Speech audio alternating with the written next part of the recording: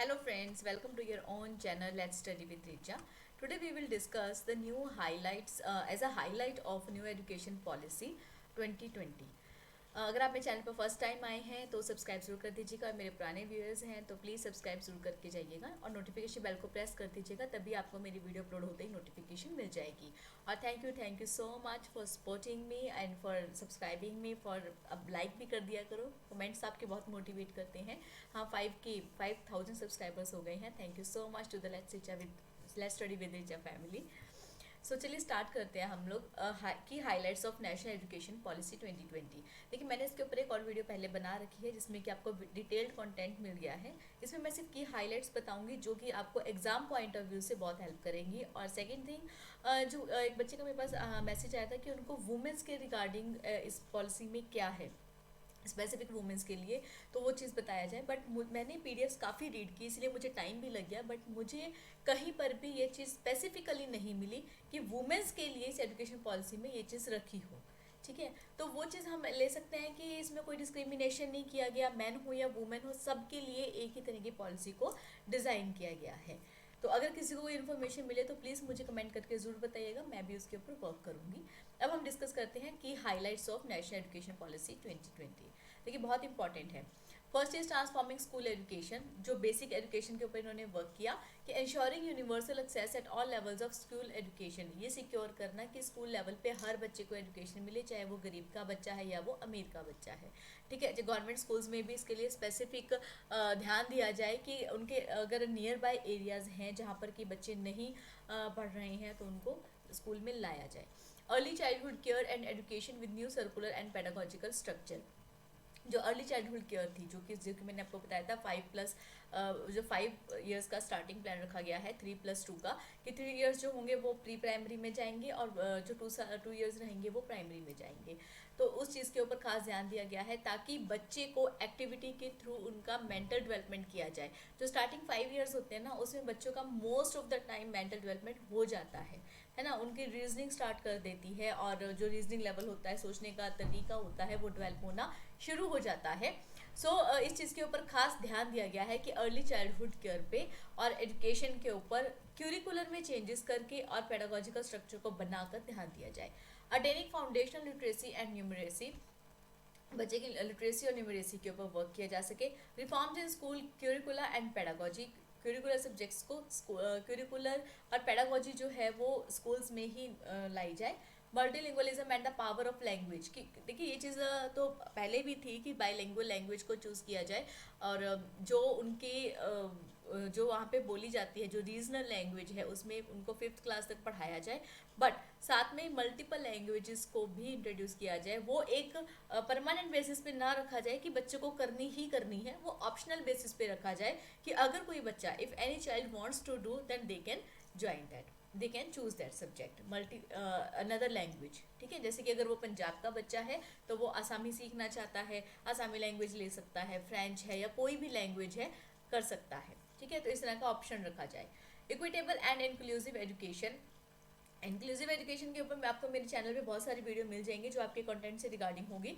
और inclusive education का मतलब यही होता है एजुकेशन फॉर ऑल, सब बच्चों को एक ही स्कूल में इकट्ठे पढ़ाया जाए, ताकि उसके लिए कुछ पैरामीटर्स रख दिए जाते हैं। जैसे अगर कोई फिजिकल डिसेबल्ड बच्चा है तो उसके लिए एक पैरामीटर सेट कर दिया जाएगा कि अगर बच्चा लिख सकता है और समझ सकता है, मेंटली कैपेबल है, बट उसको चलने में प्रॉब्लम है या एक हैंड में प्रॉब्लम है या सिटिंग में प्रॉब्लम है, उस बिहाफ पे उसको बाकी बच्चों के साथ पढ़ने के लिए मना ना किया जाए। ठीक है, सो इक्विटेबल एंड इंक्लूसिव एजुकेशन के सब बच्चों को इक्विटी का शो किया जाए। पैरामीटर सेट कर दिए जाते हैं कि अगर एक डिसेबल्ड बच्चा जो किसी भी तरह से डिसेबल्ड हो, फिजिकली या मेंटली, अगर उस पैरामीटर को अटेन करता है तो वो भी एक नॉर्मल स्कूल में नॉर्मल बच्चों के साथ बैठकर पढ़ सकता है। Okay, robust teacher requirement and career path, teachers की जो रिक्वायरमेंट हो वो टेस्ट के बिहाफ पर या मेरिट के बिहाफ पर हो। ठीक है, ऐसा नहीं है कि कोई भी नॉन पर्सन क्या कि जी ये मेरा नॉन है इसको स्कूल में लगा लीजिए, ऐसा नहीं होना चाहिए। बल्कि उनके जो रिक्रूटमेंट होगी वो टेस्ट के बिहाफ पे या डेमो के बिहाफ पे या उनकी मेरिट के बिहाफ पे होगी और उनको एक अच्छा करियर भी प्रोवाइड करवाया जाए। स्कूल गवर्नेंस की, स्कूल गवर्नेंस के ऊपर खास ध्यान दिया गया है कि कहीं पर भी कुछ भी फेक चीज़ ना हो, एक प्रोसेस के अंडर हर चीज़ हो। ठीक है। Standard setting and accreditation for school education, एक स्टैंडर्ड सेटिंग किए जाएंगे कि यहाँ पर स्कूल्स को जो रैंकिंग दी जाती है उनके लिए भी कुछ स्टैंडर्ड सेट कर दिए जाएंगे, जैसे कि अगर स्कूल में रेलिंग है ना, अगर लैब्स हैं और प्लेग्राउंड्स प्रॉपर हैं, उनका इंडोर आउटडोर एक्टिविटीज़ के लिए क्या सेटिंग है, क्या शेड्यूल है, जो वीकली शेड्यूल बनते हैं या टाइम टेबल जो बनते हैं उसमें किस तरह से पीरियड्स को असाइन किया गया है, तो इन सब के लिए एक स्टैंडर्ड सेट किया जाएगा और जिस स्कूल में सबसे अच्छा होगा उनको अच्छी रैंकिंग दी जाएगी।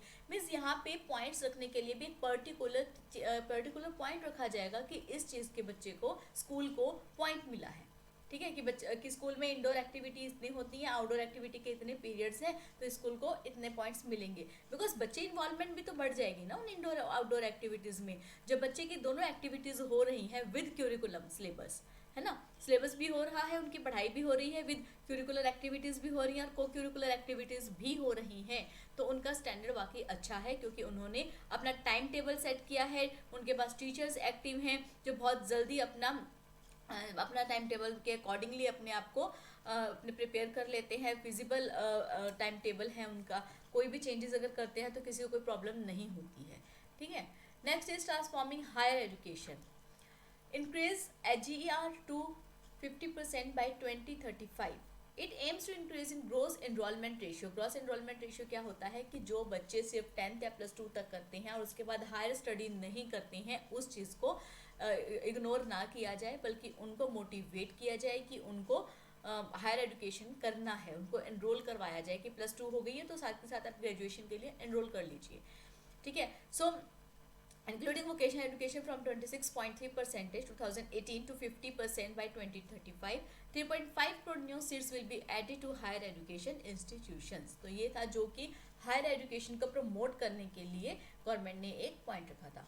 होलिस्टिक मल्टीडिसिप्लिनरी एजुकेशन, इसका क्या मतलब है कि आर्ट्स और साइंस के बीच में एक प्लेटफॉर्म बनाया जाए कि बच्चे को अगर कोई भी सब्जेक्ट चूज़ करना है तो पहले जैसे होता है कि मैथ के साथ अगर आपने कंप्यूटर लाइन से किया है, एग्जांपल लेके बताती हूँ, जैसे आपने कोई कंप्यूटर फील्ड से ग्रेजुएशन करी है, चाहे वो BCA है, BCom है, BTech है, ठीक है, अगर आप इसके बाद B.Ed करते हो तो आपको मैथ के साथ ही कंप्यूटर का कॉम्बिनेशन बनता है रेयरली, या फिर साइंस के साथ ही बनता है, ठीक है। इसके अलावा बहुत ही रेयर कॉलेजेस होते हैं जो कि कोई चांस देते हैं या यूनिवर्सिटीज चांस देती है, बट अभी क्या इस पॉलिसी में रखा गया है कि बच्चे को इस तरह से बाउंड ना किया जाए, बच्चा जिस तरह से चाहता है उस तरह से ही अपने सब्जेक्ट्स को चूज़ करे, ठीक है, अपने इंटरेस्ट के अकॉर्डिंग वो अपने सब्जेक्ट्स को चूज़ करे ताकि उसको आगे उसके करियर में प्रॉब्लम ना आए। रेगुलेशंस की कुछ रेगुलेशंस रखे जाएंगे, रूल्स एंड रेगुलेशन जैसे होते हैं ना कि स्कूल्स या यूनिवर्सिटीज़ को कुछ रूल्स एंड रेगुलेशंस मानने ही पड़ेंगे, ठीक है, अदरवाइज उनकी जो एफिलिएशन है वो उनको मना कर दिया जाएगा।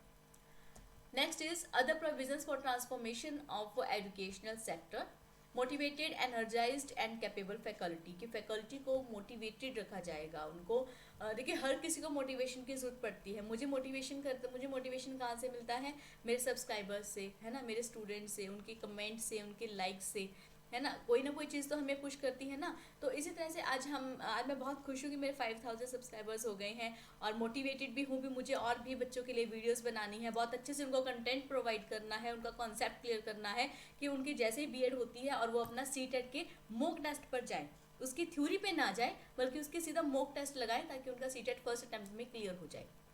सो motivated, energised and capable faculty, की ऐसा नहीं है कि सिर्फ जान पहचान से ही जॉब ना हो बल्कि उनको उनके कैपेबिलिटी के बिहाफ पे ही जॉब मिले, ठीक है। टीचर एजुकेशन, अगर कोई टीचर है वो फर्दर स्टडी करना चाहता है तो उनको उसके लिए भी अल्टरनेट सॉल्यूशंस भी प्रोवाइड करवाए जाएं, जैसे कि एक तो है कि आप जॉब छोड़कर आप चले जाते हो स्टडी के लिए, सेकेंड थिंग होती है कि आप ऑन द जॉब के साथ साथ कॉरेस्पॉन्डेंस कोर्सेज भी कर सकते हो, है ना, तो उसको भी मान्यता दी जाए। मेंटरिंग मिशन में क्या है कि जो भी आपके जो मेंटर्स हों वो टीचर फैकल्टी पे, स्टूडेंट्स में या कहाँ पर क्या प्रॉब्लम आ रही है जिसकी वजह से जो उन्होंने गोल सेट किया है वो अचीव नहीं हो पा रहा है, उसके ऊपर ध्यान दिया जाए। अब इसके लिए कौन काम करेगा, जो मेंटर्स हैं, जैसे कि रिटायर हो गए हैं टीचर्स, ठीक है, बट फिजिकली कैपेबल है बट एज के अकॉर्डिंग वो रिटायर हो गए हैं, तो उनकी हेल्प ली जाए, है ना, उनको एज अ मेंटर रखा जाए, स्कूल में बुलाया जाए, उनको पीरियडिकली सेशंस के अकॉर्डिंगली बुलाया जाए और उनसे डिस्कशन की जाए कि हमें हमारे स्कूल में ये प्रॉब्लम आ रही है, ये गोल अचीव नहीं हुआ है, तो आपके अकॉर्डिंगली क्या प्रॉब्लम हो सकती है, इसको कैसे इंप्रूव किया जा सकता है ना।